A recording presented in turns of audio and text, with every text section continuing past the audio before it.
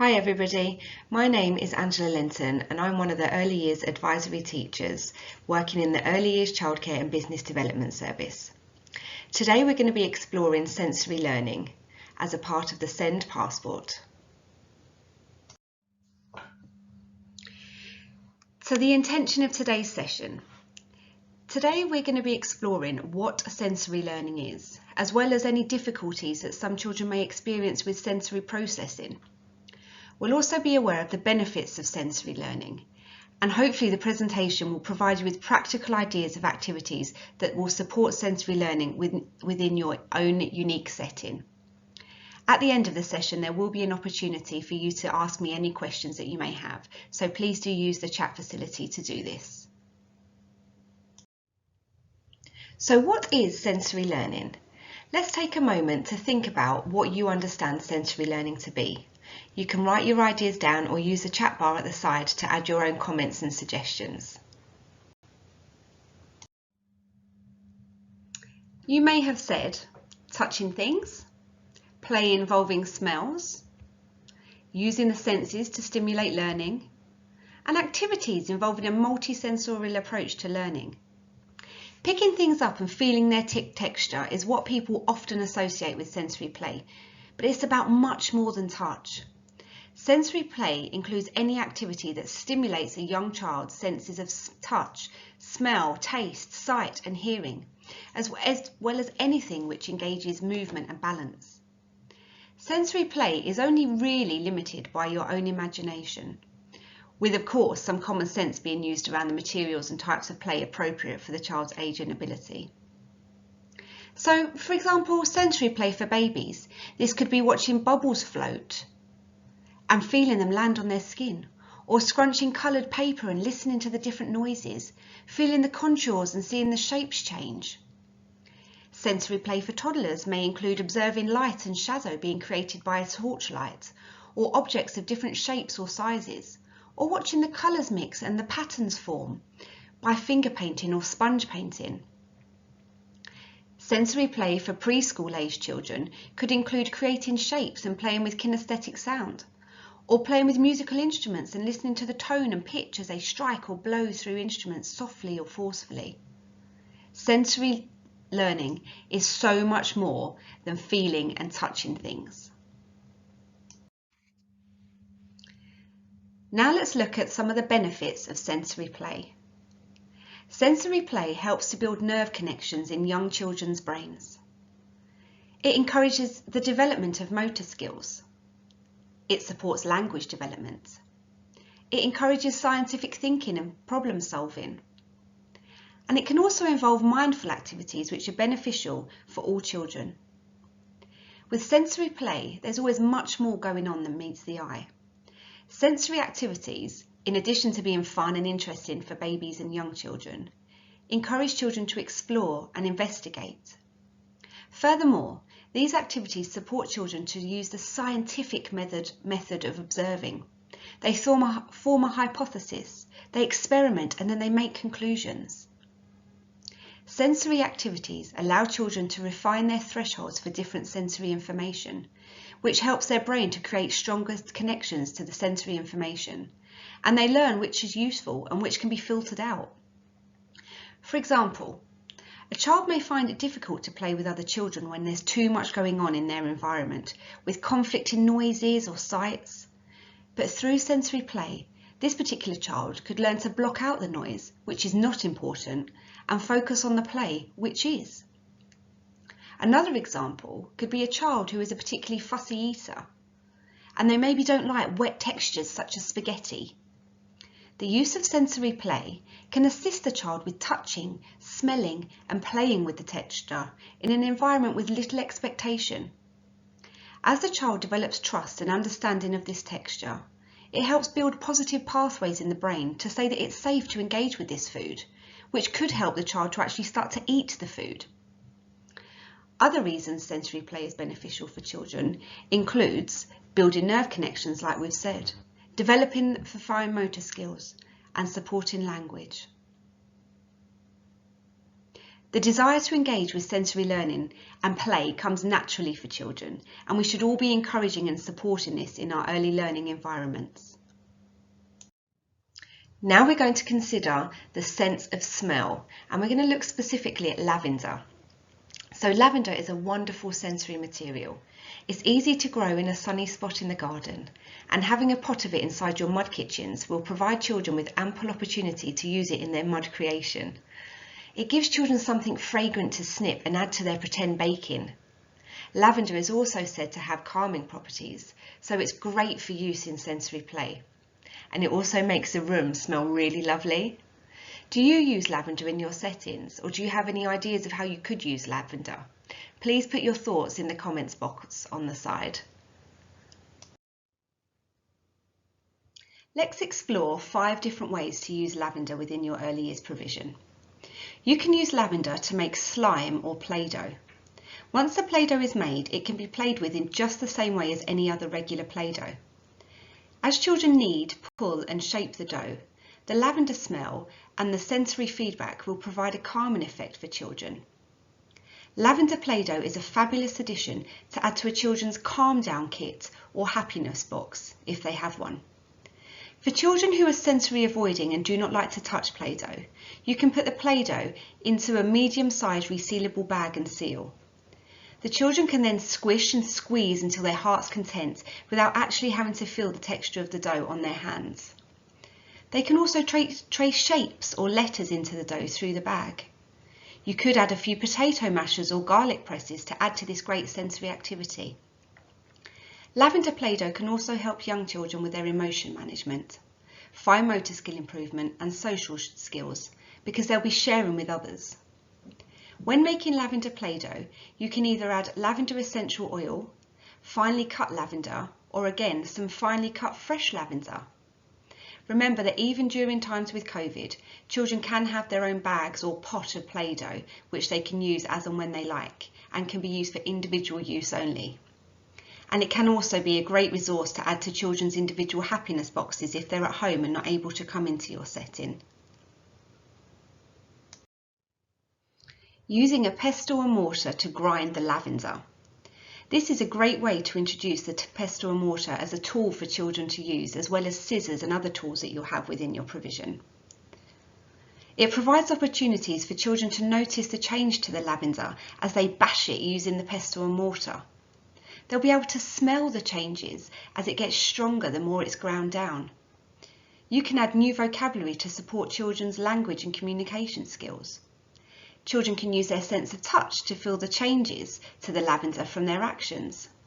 And not to mention the benefits of their development of their physical skills as they use and develop their gross and fine motor skills using a range of different tools in their own bodies.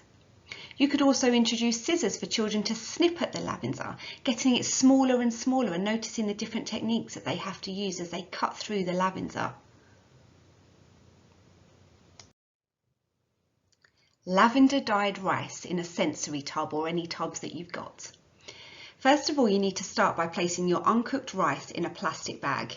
It's probably better to double bag the bag, so this will aid as an extra precaution against any tears and spills.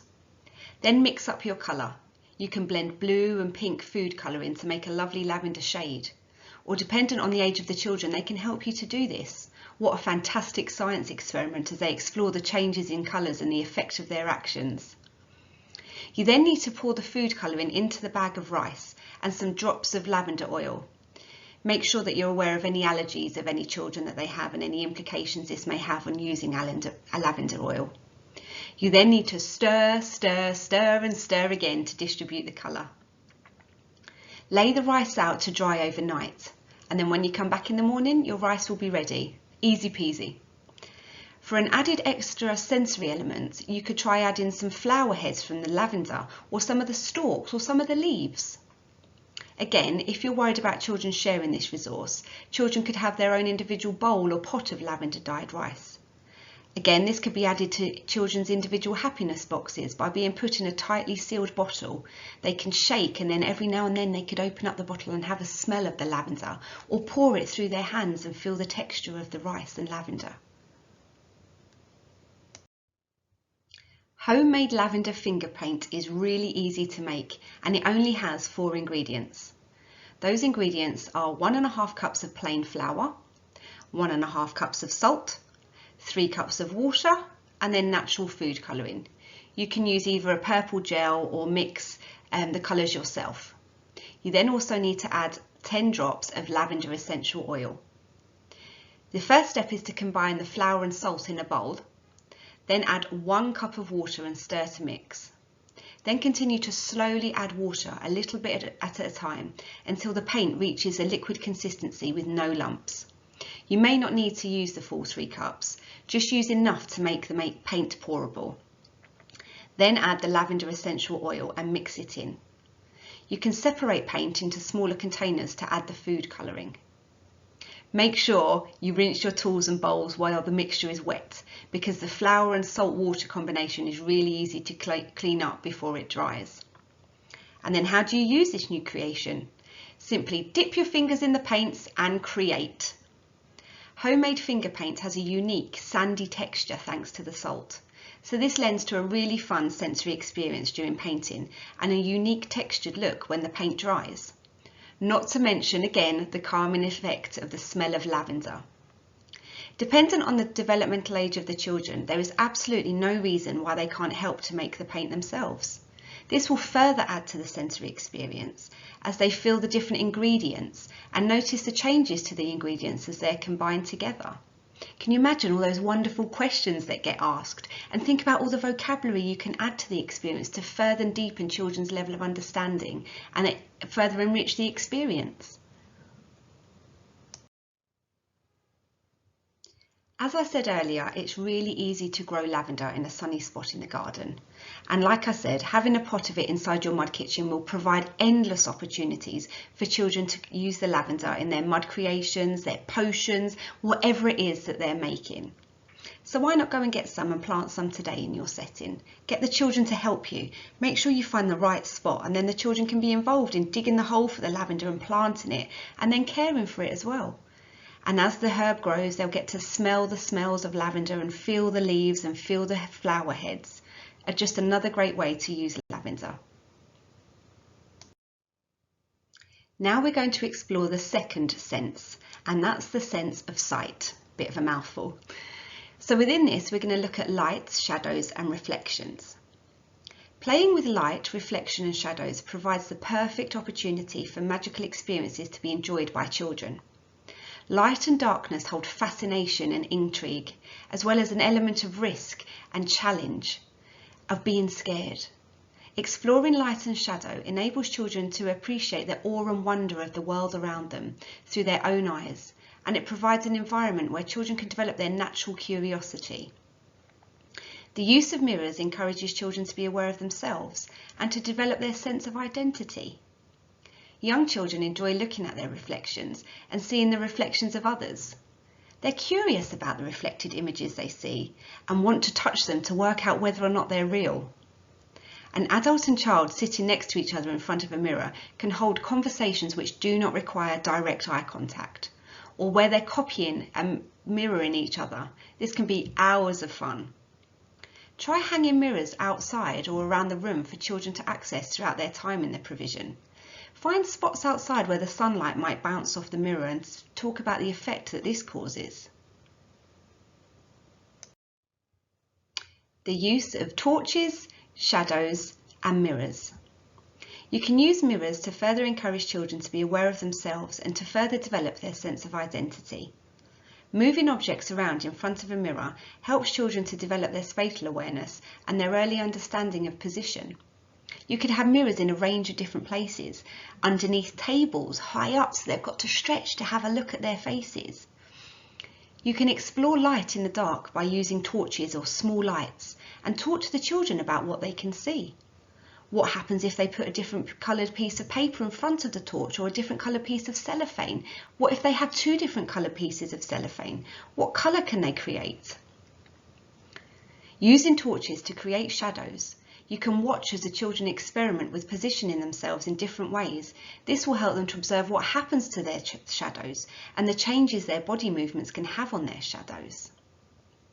You can create your own light box by using a clear plastic box with a clear lid, and then simply get some battery operated fairy lights, put them inside, and away you go.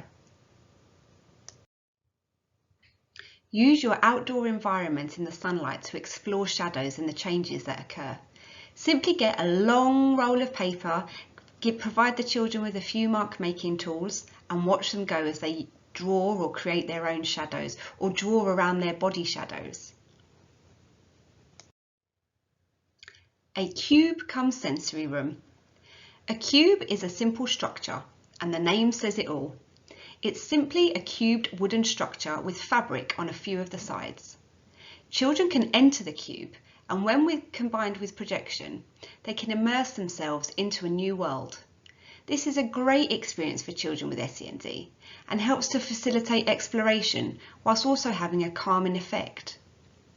Sensory rooms or cubes can be a calm space where children can regain control of their emotions. A sensory room can also provide a low-stress, fun environment for children to work through their emotions and reactions to certain stimuli. A sensory room is a space designed to help children with sensory issues. They learn to regulate their brain's negative reactions to the external stimuli by developing coping skills for these experiences. In some cases, a sensory room may be a whole room, or it can simply be a small space set in a corner of a larger room, or again use a cube.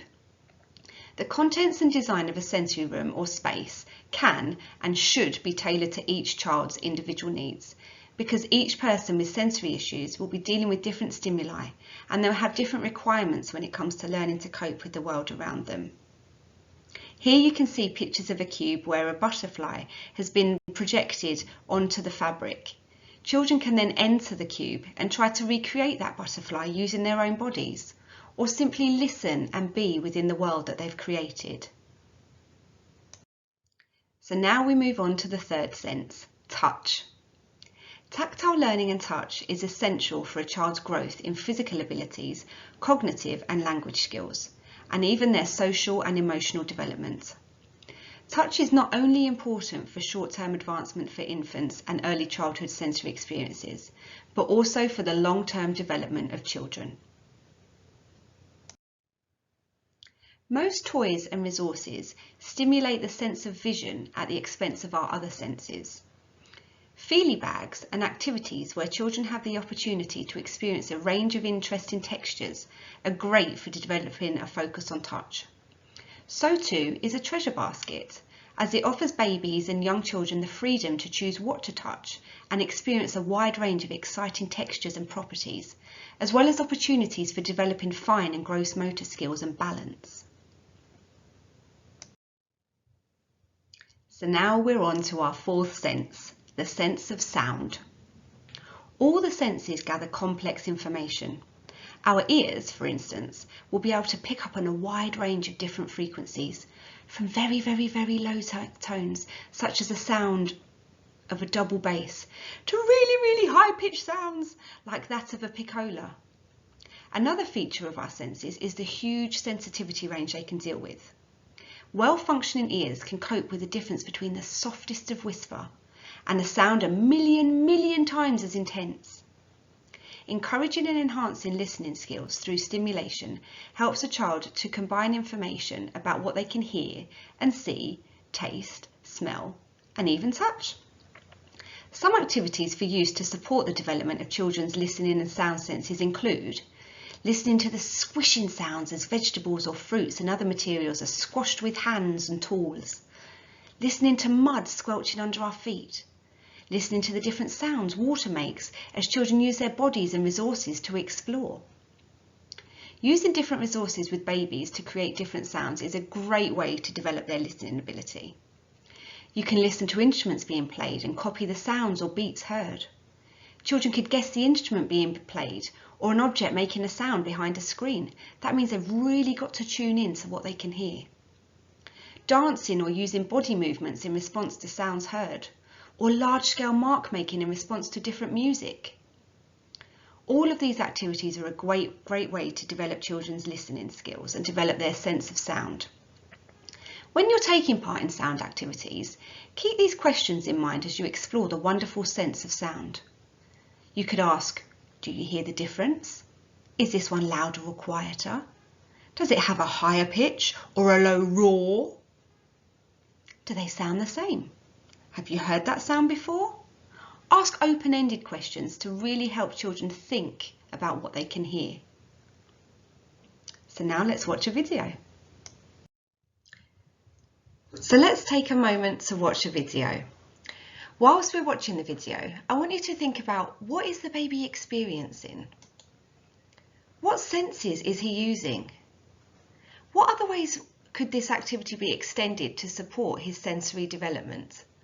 Remember, for young babies, giving them empty tins to bang, play and explore with, or giving them emergency foil blankets to sit on and explore, or resources with beads inside to use to make different noises, is a wonderful way to support their listening skills and tap into their sense of sound. Let's take a look at how easy it can be. Please add your comments to the chat bar at the side.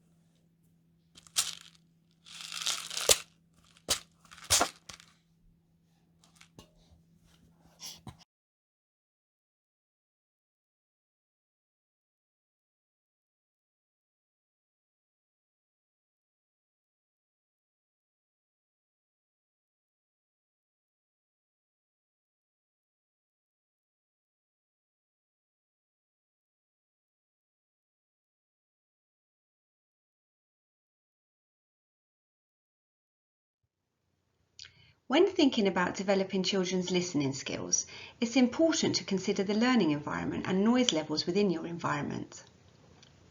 Now we're going to take a moment to listen, and while I play you some sounds, I want you to think of a list of things that you maybe didn't do today, or something you need to do tomorrow, or list of items that you need to buy from the supermarket. Are you ready?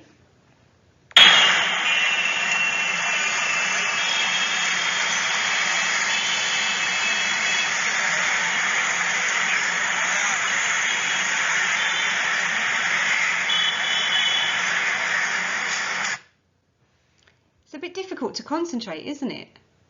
Now imagine you are a young child learning language and developing your communication skills in a loud, busy environment. That's why it's so important to have quieter areas for children to be able to go to, where they can develop their listening skills. So now we're moving on to the fifth sense, the sense of taste. And we're going to look at experimental cooking. Cooking is something that children of all abilities can experience. It is a hands-on and very sensory, and can help to introduce a variety of different foods. We should start teaching our children that they can cook creatively as early as possible. We can promote independence by allowing children to do as many of the processes as possible. It's not just enough to give them a mixing bowl to pass around or pre-cooked biscuits to decorate. Give each child their own set of utensils and ingredients and see what they can do. Experimental cooking is just as the title suggests. Young children are given the freedom to experiment with their own food combinations, with practitioners observing and supporting them. The focus is mainly on vegetables, fruits and herbs. Children are much more likely to try new flavours in relaxed sessions. If you're lucky enough to have space for a growing garden, children can grow their own produce, harvest the crops when ready, and experiment with their own taste creations. Remember, when undertaking any cooking and tasting activities, you must be aware of children's individual dietary needs and health needs, and also know of any risk assessments or care plans that the children may have. Sensory processing difficulties.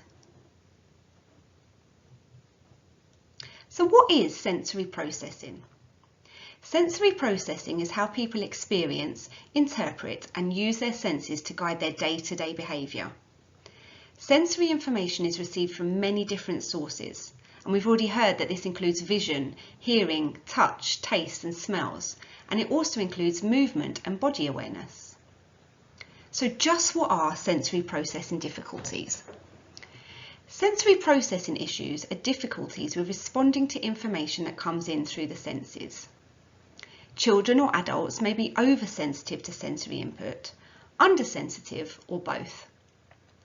The common types of sensory processing difficulties include experiencing too much stimulation from an incoming sensory information. This is known as hyperreactivity. It could be experiencing too little stimulation from incoming sensory information, which is known as hyporeactivity. Or there may be a need to seek out sensory experiences, which is sensory seeking. Or children and adults may have difficulty combining sensory inputs from different senses, which is multisensory integration. It's really important to remember that difficulties interpreting sensory information can have an impact on how children and adults feel, think, behave, or respond. So how can we help children with some calming strategies for sensory processing difficulties? Having a routine will help children to feel calmer. Visual supports or aids can be used when a child cannot hear what others are saying or cannot focus. A visual timetable may help. Consider the child's environment. What could be done to reduce possible trigger sensors? Be a detective. Look at the environment in the light of sensitivities and preferences of the child. Provide a place where the child can take themselves for a bit of time out. For example, a small tent, a sensory room, or a cube. Avoid unexpected touch of the child. Creating sensory areas, which are small, safe, hidden areas with suitable toys and resources, can create a calming experience for children. You can use happiness boxes. The joy of a happiness box is that it can be totally personalised to the child. The child could put in the box things that make them happy. It might be a piece of music, a soft toy, a book, or a blanket, or something that brings comfort.